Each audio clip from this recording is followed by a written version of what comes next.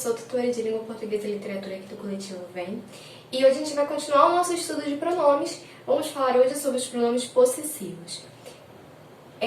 Os pronomes possessivos, eles envolvem um trabalho de variação de gênero, número e discurso muito interessante. Então, vamos prestar atenção aqui. Para tudo que você está fazendo e preste atenção agora. Os pronomes, eles vão estar relacionados com as pessoas do discurso. Aqui, primeiro do singular. Meu, minha, meus, minhas. Helena, não peguei por um motivo. Por causa desse S aqui. Como que pode ter esse S na primeira pessoa do discurso? Porque a gente fala de plural quando a gente está ali, ó, na primeira, segunda e terceira pessoa, e aí a gente adiciona o S. Vamos com calma, porque os pronomes possessivos, eles têm uma peculiaridade muito grande.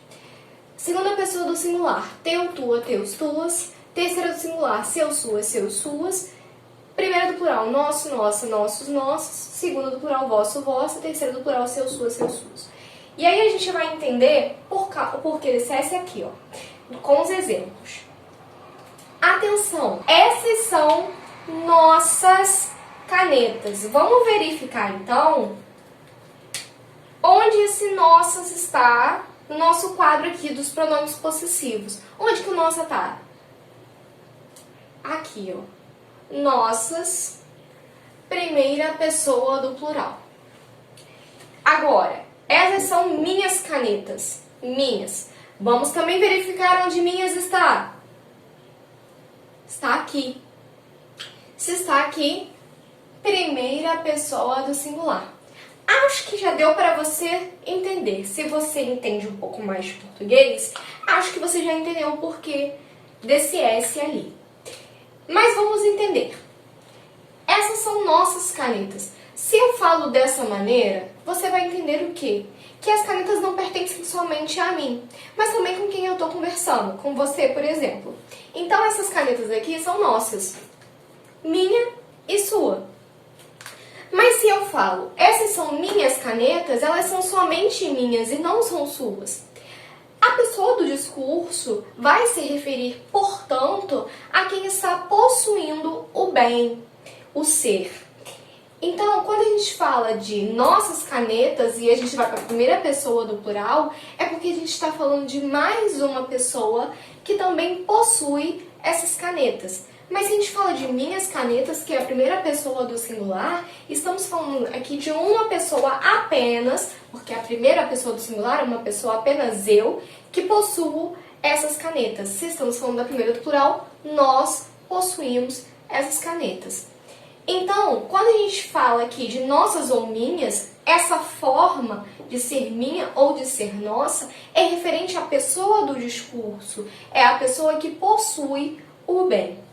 Mas quando falamos de variação, tanto de gênero quanto de número, se vai ser minha ou se vai ser minhas, estamos falando, na verdade, do objeto que está sendo possuído.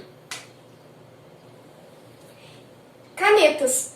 Estou aqui falando de duas canetas. Mas se fosse apenas uma caneta, como falaríamos? Essa é minha caneta. Estaríamos falando de apenas uma que pertence a mim. Poderíamos falar também de lápis. Esse é meu lápis. Continuaria tudo na primeira pessoa do singular. A única diferença entre essas frases que eu acabei de falar é o objeto que é possuído. Então você vai adequar a vogal e o S no final, que é indicador de mais de um, né, de pluralidade, você vai utilizar de acordo com o objeto a ser possuído. Aqui em cima, essas são nossas canetas. Essa é nossa caneta. Então, uma caneta que é dividida entre várias pessoas, essa é a nossa caneta. Então, aqui estamos mudando, ao invés de colocarmos duas canetas, duas ou mais, né? Estamos colocando uma. Também aqui vai continuar nossa, por quê? Porque a gente está falando de duas pessoas possuindo. Então, aqui são dois possuidores, aqui apenas um possuidor. Isso daqui só vai mudar de acordo com o possuidor.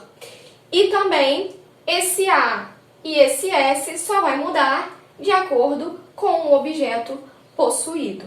Se for lápis, esses são nossos lápis, ou esse é nosso lápis. Atenção, atenção, a vogal só vai mudar de acordo com o objeto possuído. E o S só vai ser acrescentado se houver mais de um objeto possuído. Eliana, isso pode gerar ambiguidade? Pode e vai gerar ambiguidade. Então, muito cuidado com aquilo que você escreve. Vou chegar aqui um pouco mais para a gente entender como que essa ambiguidade pode ocorrer e como que a gente pode sanar. Este é seu lápis. Aqui a gente está falando de, se você voltar um pouquinho mais, você vai ver, estamos falando de terceira pessoa do discurso. Terceira pessoa. E aí, se você fala do lápis, aqui estamos falando de um objeto possuído.